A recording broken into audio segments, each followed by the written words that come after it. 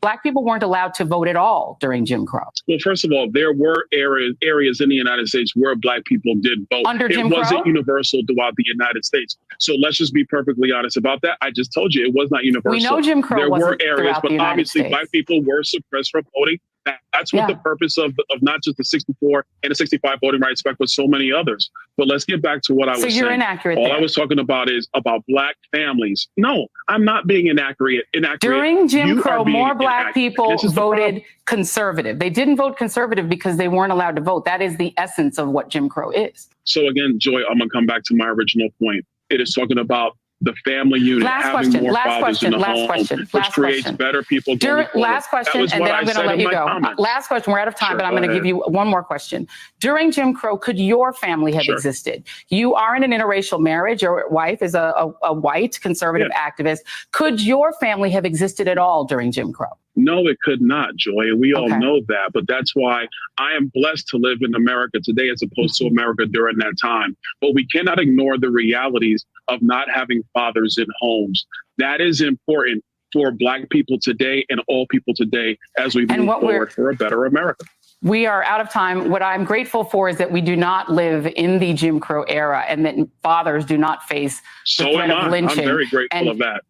Perhaps don't bring up Jim Crow when you're trying to make that example. Black people weren't allowed to vote. I can't be messing with Joy. Cannot be messing with Joy Reid. And it might be the buck dancing continues. That dude, how disgraceful. There was no voting for Black folks. There wasn't even voting for women during Jim Crow, Black or white for the most part. And I'm glad she hit him right between the eyes. Could your family have existed because he's married to a white woman? He would have been strung up, haven't even thought about this white woman. He would have been strung up during Jim Crow. I tell you what, people like him and y'all know how I feel. Him, 50 Cent, all those dudes, man, they need to go on an island by themselves and not come back and not be heard from again. As Power 96 says, a Black man married to a Karen, he can never tell me about the Black family. Right. The ignorance of it all, Black families were better off during Jim Crow. This guy's absolute, boy, he more than drank the Kool-Aid. He more than drank the Kool-Aid. Who knows what Trump and McConnell and those guys do behind closed doors with this guy and his wife. David Youngblood, he posted this, and I thought it was so true. He goes, if you think you love freedom, but don't care if it applies to everyone, what you actually love is privilege. Big ups to David Youngblood. Absolutely. And that, as Mike V puts it, he says, they were still lynching Black men back then coming out of the military. In fact, Black men didn't get the benefits of the GI Bill, which disenfranchised Black families from generational wealth. Just outrageous. But today, this morning, it is Friday. We're going to talk, got a little news. We're going to talk about the hourly retail security workers who are now wearing police light body cams at major stores. James Brown said things have gotten too far gone. And this is getting so ridiculous. We're here in DC,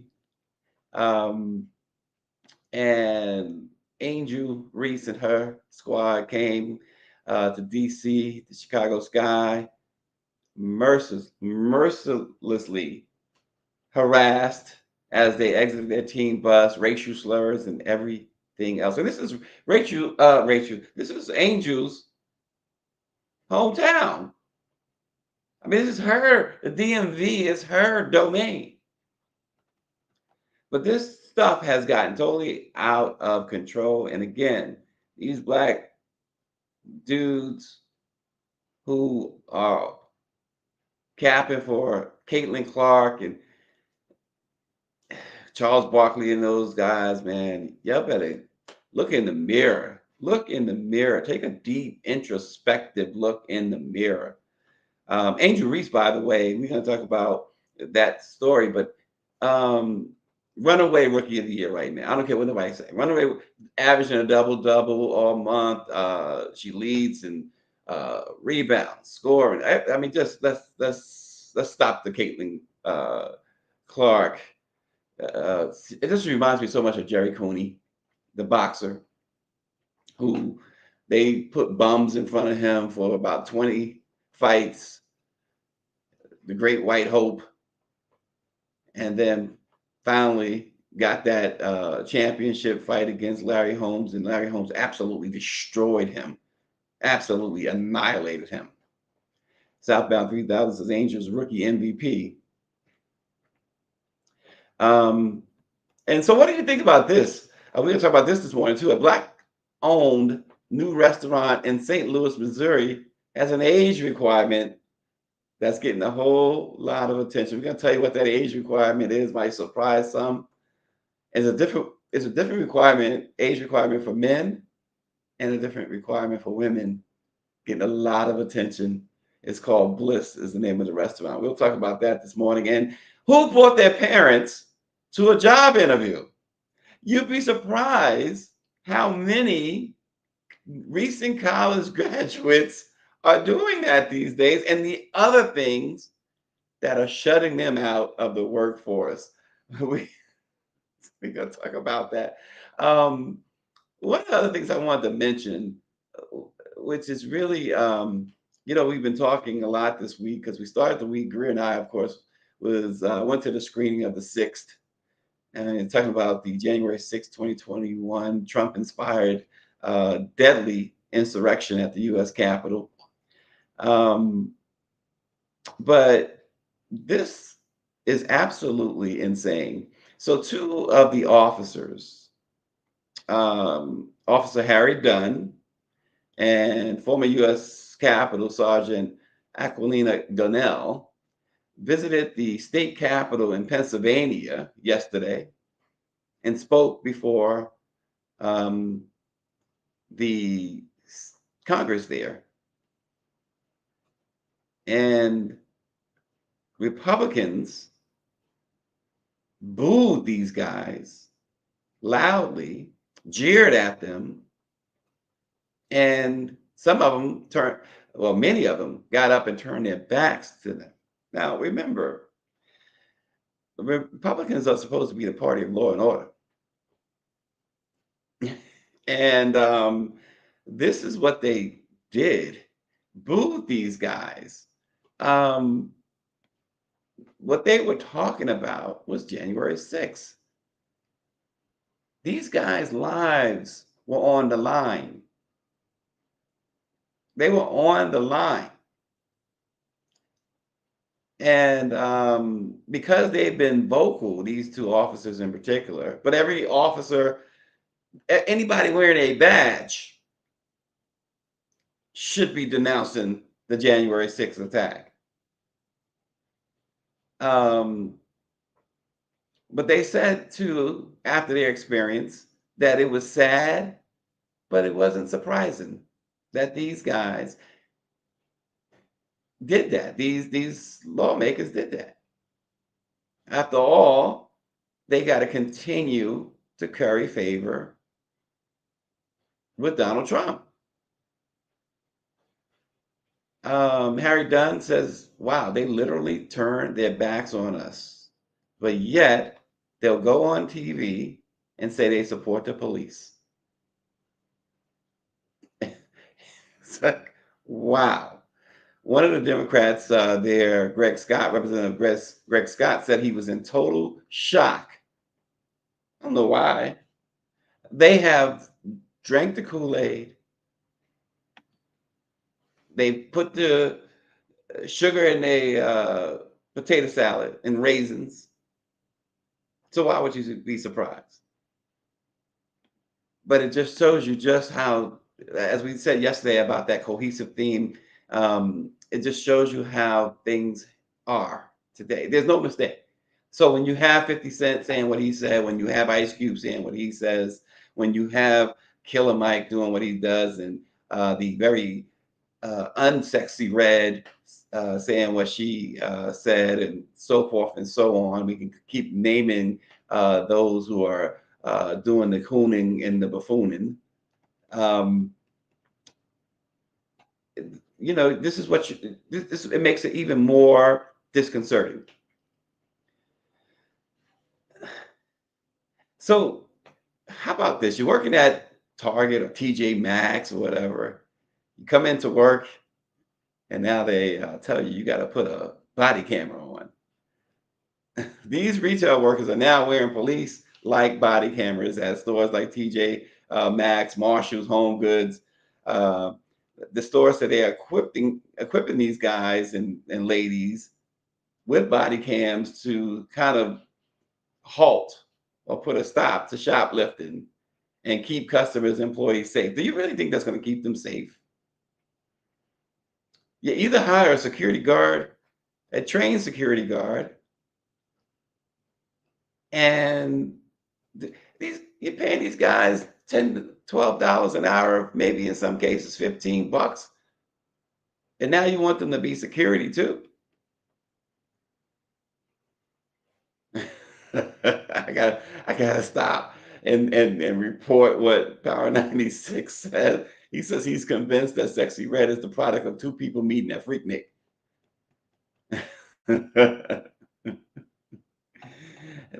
That's you know what, you know, they bet on everything.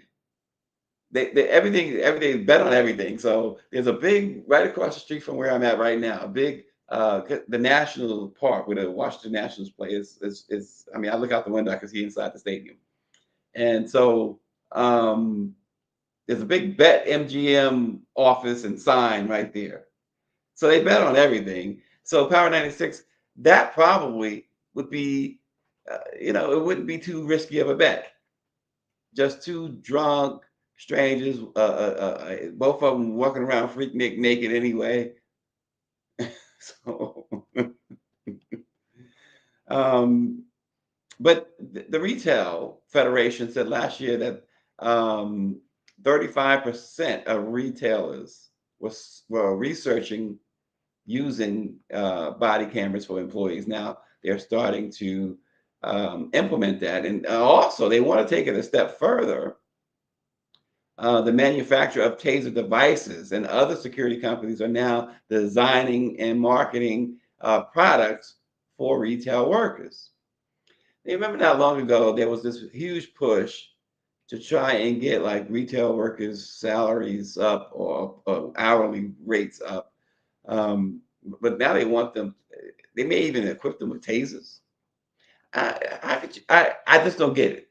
Not risking confrontation because somebody wants to steal deodorant. Southbound 3000 says, this is another reason DE&I is so important, being biased. If only a certain race is doing all interviews, we already catch it in the interview process as is. Yeah, I mean, what more can be said? But, and again, pay attention because, so again, we're in the nation's capital, of course, and Angel Reese and her squad. If you followed the Chicago Sky this year, I'm one who has not followed the WNBA a whole lot. I'm not going to pretend like Stephen A. Smith, like he tried to pull the wool over everybody's eyes and embarrass himself or got embarrassed by Monica McNutt. I've tepidly followed the WNBA. I haven't followed it all that closely, like, of course, the NBA. And I can't even really say I followed the NBA as much as far as beyond the Knicks. You know, always going to Knicks games, but the Chicago Sky, they seem to be a very close-knit bunch. I think Las Vegas team, the Aces, I think they're like that as well. I'm not sure about the rest. I do know that the Indiana Fever, where Miss Jerry Cooney, Caitlin Clark, plays, there's been a lot of stuff over there, and those players seemed a little bit fed up with Caitlin Clark's focusing on me, and not on team. Whereas the Chicago Sky, they have so much fun. I saw so many. I've seen so many videos and inside the locker room and the off the court stuff with these young ladies. They seem to really enjoy themselves. And Angel Reese, you know, she's of course like Caitlin and a few others, Camilla. She's a rookie, but she has seamless just fit in seamlessly, and she is truly liked by her teammates. And folks are Power 96 seems the more I watch and the more I listen, they are more folks are getting fed up with this narrative of Caitlin Clark, pushed by some idiots like Charles Barkley and others.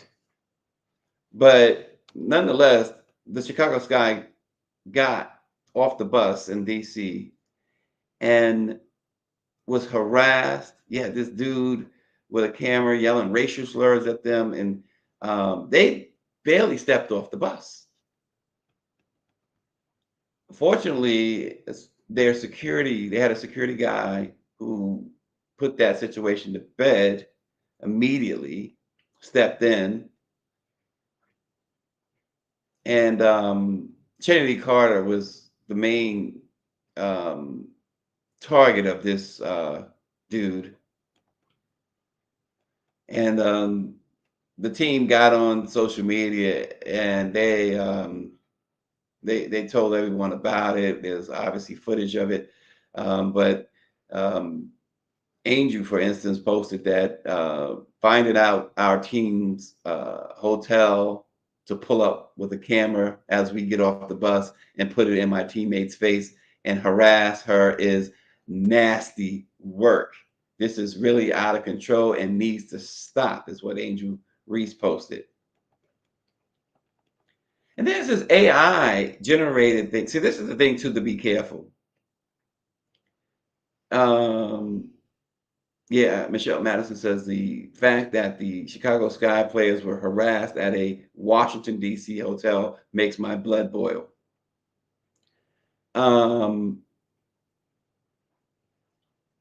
But there's an AI generated voice with Angel and one of her teammates. It is not them speaking. And I don't know how many have seen this. Well, not how many of our viewers have seen it, but certainly it's been viewed so many times on Twitter, X, if you will.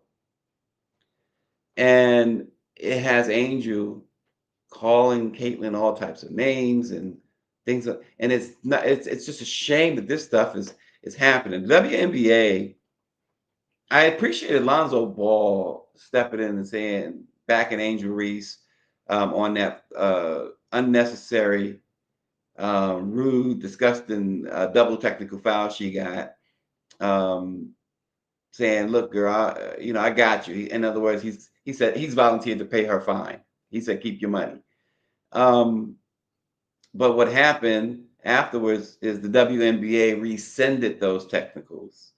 Real understanding that it was bogus, understanding that this is an all-out attack on anybody not named Caitlin Clark. I mean, as even Angel Reese's mother chimed in about the situation by saying, "Look, my girl was choke slammed, and there was no reaction." But Caitlin gets a hard foul, and now you got everybody coming out of the woodworks. This country, I'm telling you, this world is just the nonstop racism and the self-hate by a lot of these black dudes. that we've talked about all week just makes it even worse. So, but go check the stats. Angel Reese, as noted, should be the runaway rookie of the year, perhaps. I don't know about MVP because you got what's my girl name that just dominates night in and night out. Just scored 30 points the other night, but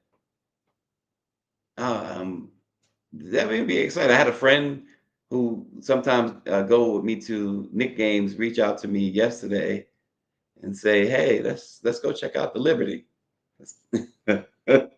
Everybody's got the WNBA fever now, and it's interesting because it shows you how far they have come right away.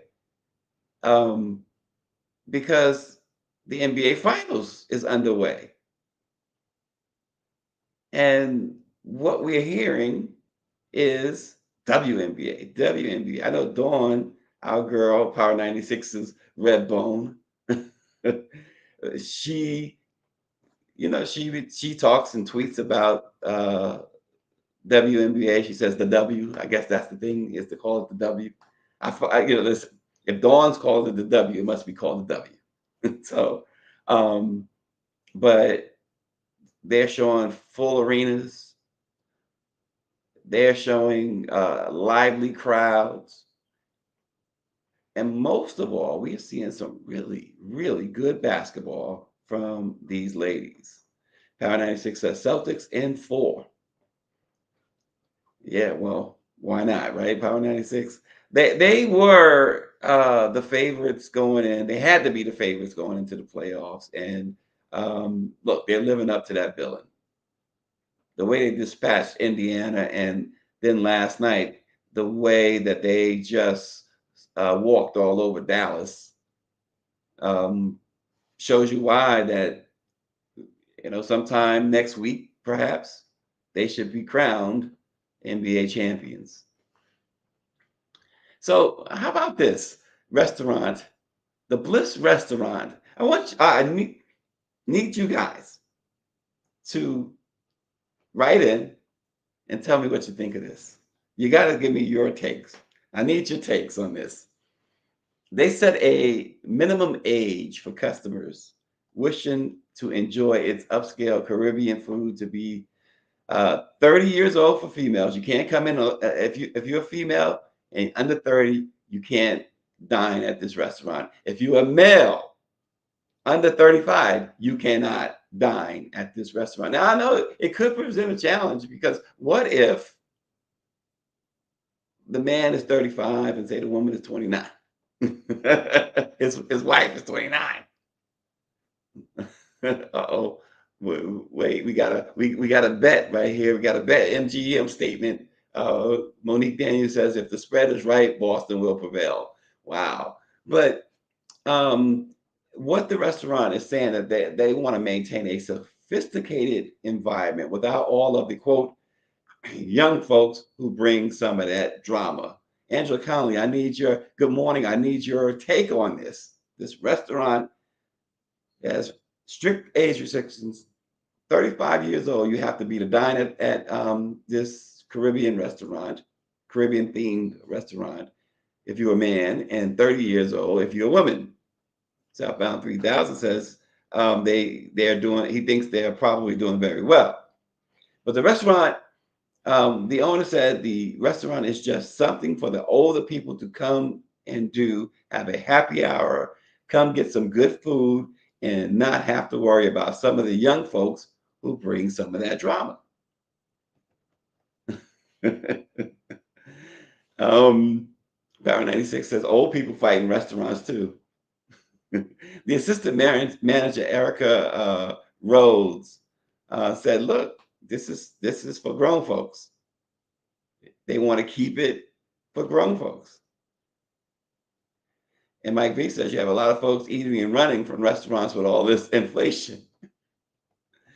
But customers who appear to be younger than 30, if you are a woman younger than 30, they even have to get it in at the door. If they somehow get it in at the door, before the before the server, the waiter or waitress serves them, they will again ask for their ID.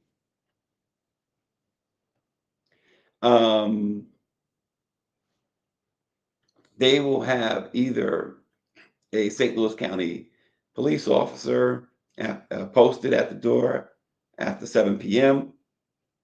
or another security folk. They do have a takeout window. But again, the assistant manager said, I would tell those younger ones to come patronize the business once they turn 30 or 35, because she says, we're going to be here a while. And according to the owner, the feedback about the age restrictions has been positive overall. Dr. Nicole says, seems to be working for them so far. They've gotten the attention. Now the food better be good too. Absolutely. Absolutely. Oh, we gotta have some good oxtails. Power 96 says, I see old folks fighting at bingo every Wednesday night. Angela Conley says she agrees with the policy, let's dine.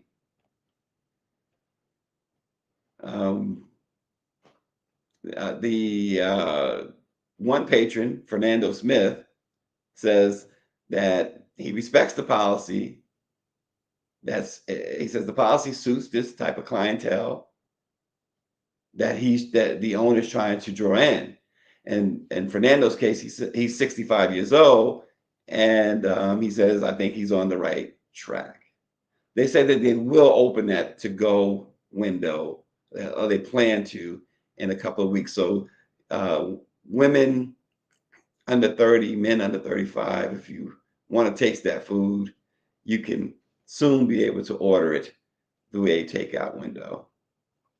And Southbound 3000 says, oh, it could be a owner of a lonely heart. Well, that's much better than the owner of a broken heart, right?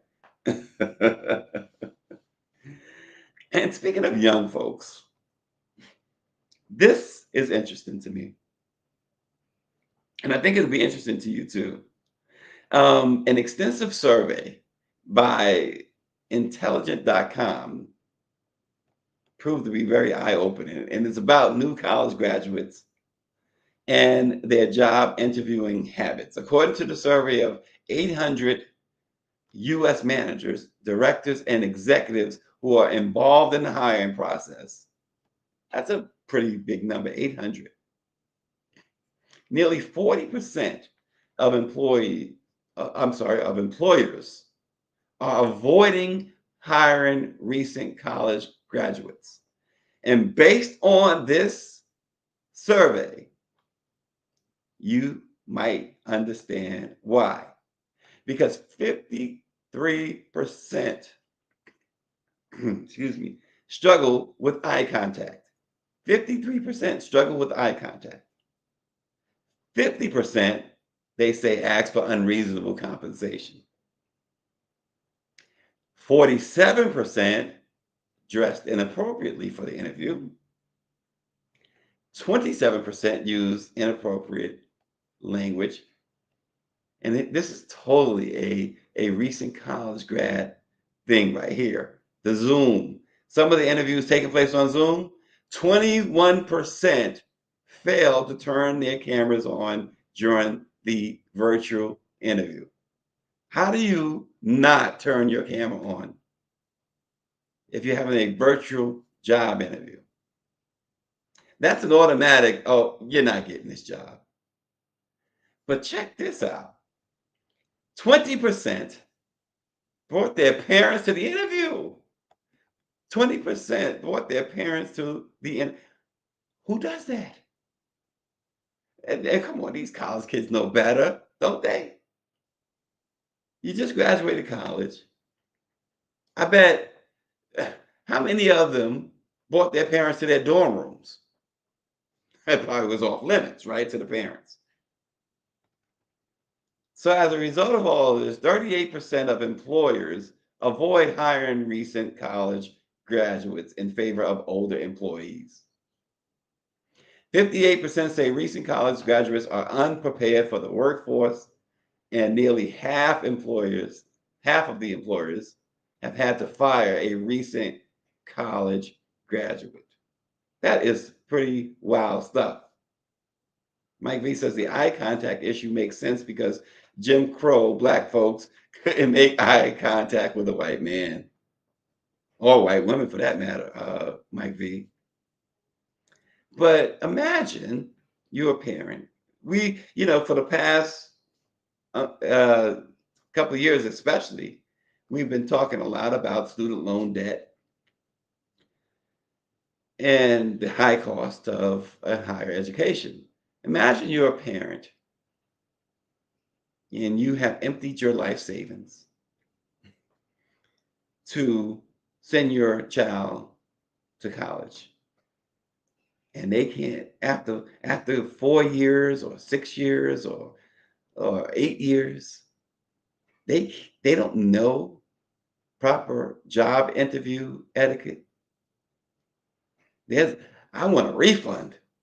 so, I want some sort of refund. I mean, that stat right there, nearly 4 in 10 employers avoid hiring recent college grads. Power 96 says, I would have loved to be at my son's job interview. Hire him so he can, oh God. Power 96, I told you to forgive your son of that student debt he owes you. You gotta, come on, you gotta get with the program here. Southbound 3000 says, generational change is here to stay. And Michelle Madison says they didn't want to be seen on the Zoom during the interview. Also, bringing your parents to an interview is absolutely absurd. It truly is. Even in high school, when you're going to get like a summer job or something of the sort, some sort of part-time job, come on, you knew better than to bring your parents, didn't you? If he says his interest rate goes up monthly, he's about to start repossession. You can't repossess the young man's education. You can't do that. You gotta forgive him of that. You really do. See, now Power 96, you have a comrade in arms in Greer. She's saying that she's holding the debt over her kids' head for the rest of their lives. She's with you, Power 96. Y'all ain't right. Y'all are not right. You got to forgive these kids of this student debt. You want President Biden to do so. So y'all the presidents in your house. Greer says she needs all her money back. I wonder if she's like Power 96 too, in the interest rate she's charging her kids. So I don't know Greer's. I only met her daughter, and such a sweet, sweet young lady. How could you charge her? Greer, you ought to be ashamed of yourself. You should not be charging your daughter anything. She says Biden needs to give her the money directly. Oh gosh. Folks, there Power 96 says, thank you, producer Greer.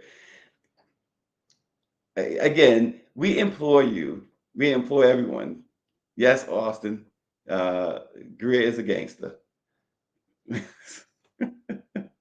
We implore everyone to watch the movie The Six. I understand that it's $5 to rent, but we implore you to watch The Six. We really do. It's an amazing film, an amazing documentary. And so watch The Six. And I want to bring you, oh gosh, I can't even get it together. It's Friday, that's why. It's the end of the week. So even if you're not a forgiving type, you got to forgive you on that one. I want to bring you an update though on that Michigan guy. Remember the guy that we absolutely went in on at the beginning of the week, who he was zooming in from his car to a court as he's driving, He's on a suspended license. And the judge, and he's driving. It, and said, report to jail at 6 o'clock. And then the story, so then maybe a day later, there was this outpouring of, after everybody went in on him, outpouring of sympathy for him. Corey Harris is his name. And because he said, oh no, it was a clerical error. It turns out it was a clerical error. They forgot to reinstate my license. They were supposed to reinstate my license 2 years ago. The guy went back to court from jail. They brought him in. Same judge who did his homework. He never, ever had a driver's license. The long story short is he had some child support issues, and part of his punishment for apparently not paying child support was that, and it goes across the board, your license is suspended if you have a driver's license. If you don't have a driver's license, your license, the suspension takes effect once you do get a driver's license. So that's long story short on that. But the bottom line is Corey Harris never had a license, which makes this story even more cartoonish than what it already is. This guy, he's a meme of memes now. The meme of, he's driving, talking about he's pulling into an appointment. He's like, remember that? He's like, hold up, yeah, I'll be there in a moment. I'm just pulling in. I'm gonna find a spot. Blah blah blah. And the judge just looking like, and it was just perfect that the judge happens to be an older Black man. And you could see he was just so just it was an incredulous moment, but he was also had to remind you of like this father figure, this parental figure. Like, yeah, I'm not going to spare the ride.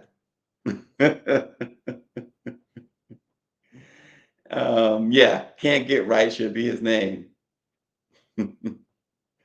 Yeah, now he's a Southbound 3000 says now he's a real sucker MC. You guys are too much. But anyway, he never had a license. Corey, what are you doing? Folks, it's a hot time in the big city. It's hot. It's sunny and bright already. It's only 8:15 o'clock. So it's going to be a hot one. Prepare, drink lots of liquids, and have a great weekend. But before you start having a great weekend, go to our YouTube page and subscribe to Let It Be Known News. Mike V says, always seems to be something with Black folks traveling. Walter Scott in South Carolina, Philando Castile, etc. Well, I wouldn't put Corey in that category, though. I mean, he's just he's a walking nut job. I wouldn't put him in. I mean, he's just wow. But join us. And again, look, June 19th is the first day of the 2024 National Newspaper Publishers Association's annual convention held in Baltimore, Maryland this year. If you didn't catch it, we talked before about what happened when the National Newspaper Publishers Association had its convention in Baltimore back in 1992. And at some point, we hope to bring you the participants of that, at least two of those participants anyway, who had a press conference. Because then Arkansas Governor Bill Clinton, who was running for president, had agreed that he was going to come and address the Black Press of America and the publishers of the Black Press. And Bob Bogle of the Philadelphia Tribune and Sonny Messiah Giles of the Defender Network held a press conference, led a press conference, I should say, when Clinton backed out, went against his schedule. They were on the schedule, and he reneged. And boy, did they light him up. They lit him up to the point where he made up for it. He did everything in his power to make up for it. He knew that the Black press was not playing around. After confirmation that Governor Clinton would address our annual convention here in Baltimore, the National Trade Organization of the Black Press of America, he reneged on his commitment at the absolute last minute. His reasoning for ignoring the Black Press of America, you and me and us, are unacceptable, and we looked upon this as an affront to our community. We believe that the honoring of commitments is an essential ingredient of the character of anyone seeking the highest office of this country, the presidency of the United States of America. The intent here is to let the world know that Bill Clinton has in fact insulted and ignored the Black Press of America. Reports that the governor refused to come because Lenore Fulani would be on the podium alongside him. I don't know that to be a fact since I didn't hear that from the governor, but I do know that that was a serious concern that he had. I do also believe that would be an affront to an African American that he would not appear, and to a Black woman in particular. Do you feel that this is not only an affront to the Black press, but the Black community as well? If we are the voice of the Black community of this country, who then is affronted? It would have to be this organization, its members, as well as the community to which we speak and speak for. One of the reasons this is an affront is because for the last 6 months, they have been attempting to get on our program. We have allowed them to come in and participate on our program. They have agreed. It is a commitment. It is a promise. It is the man's word. He has now broken his word. Candidates don't make public appearances often. We're not talking about a scheduling problem. We're talking about somebody not fulfilling their word. Can you explain why you think it's more than a scheduling conflict? Because we were on the schedule. If you're on the schedule, you're on the schedule. You're on the schedule. Scheduling conflict on his side. Well, then that means his commitment to us was not important. You know, it appears that you most certainly want to make it something that it isn't. It's a question of integrity. And I would not like to see the white press put us in a box of defending our position. That is a good position. So I wholeheartedly support the issue, and I think we should even be stronger in our denouncement about it. We've been doing this since 1827. We most certainly applaud your remarks. The white press and no other press can speak for the Black press of America, and we are that. All 205 of us are strong, committed, and believing in what we do. It is a situation of which we will not tolerate standing up, sitting around, walking around, or going around. I can assure you, this is an issue of which we will bring to the country, to the African-American community, and I don't give a damn about Bill Clinton if that's what he wants to say to my community. Come on, let's stand the press conference. Thank you very much for your help. Thank you for your attention. Have a nice day. There are no more questions. Thank you. Bob Bogle. And Bob Bogle, that was 1992, Southbound 3000. Bob Bogle is still the same Bob Bogle today that you saw then. And look, we have a presidential race, obviously, this year, and we have extended formal invitations to President Biden and Vice President Harris. We did that a couple of months ago. So make of it what you will. Hopefully, the week of June 19th, when we are in Baltimore again,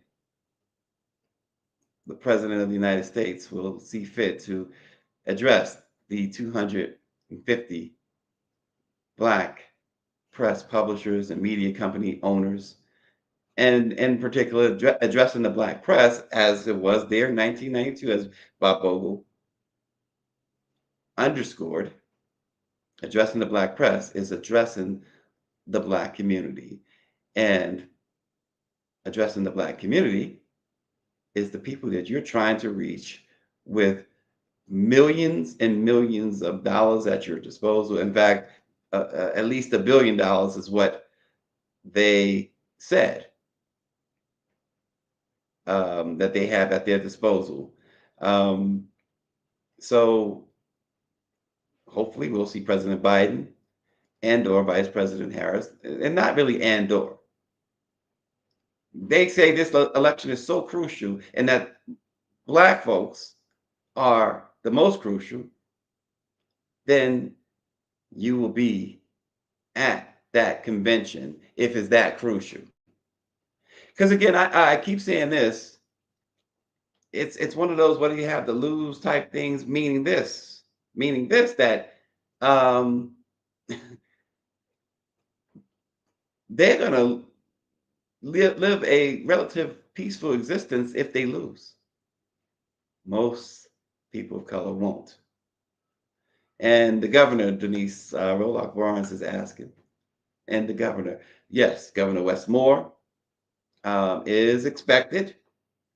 And we see no reason why we're in the most prominent city in his state that the governor, Moore, a Black man, cannot attend. Will not attend. Now, now we've been told the president does have that debate the following week after our convention. Trust that, yes, he is going to be preparing for the debate, but trust that he is not preparing for that debate holed up somewhere in the West Wing for 24 hours. Baltimore is down the street from the White House, pretty much.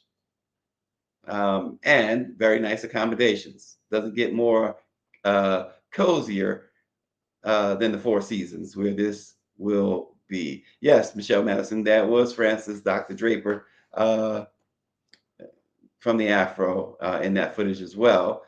And Power 96 said Trump will show up. I don't know that Trump will show up at the Black Press Convention. Danielle Pierre, affront. Can't wait to use that word should any scheduling conflict come up. Yeah, they were serious with that. It's an affront. And Austin says the governor, who Austin calls a great alpha man, will not cancel. Well, Austin, we will see. We will see.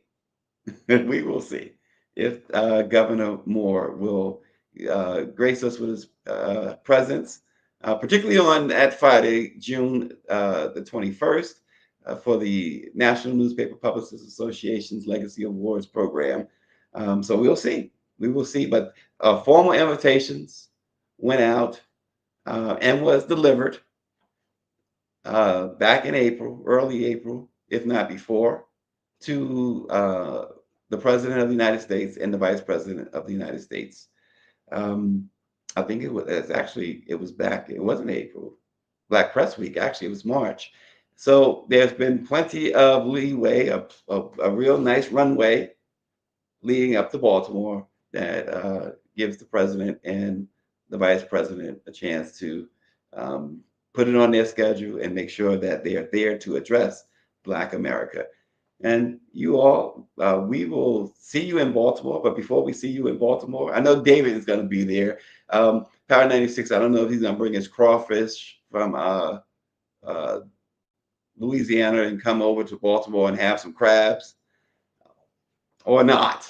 But we will see. We await. He might be the surprise guest, but we'll see.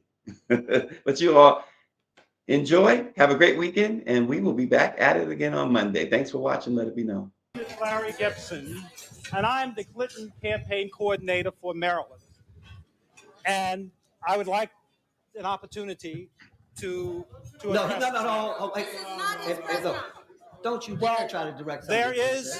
There is another whole version of this matter that I think that is kind of important, and you are at the moment being misled.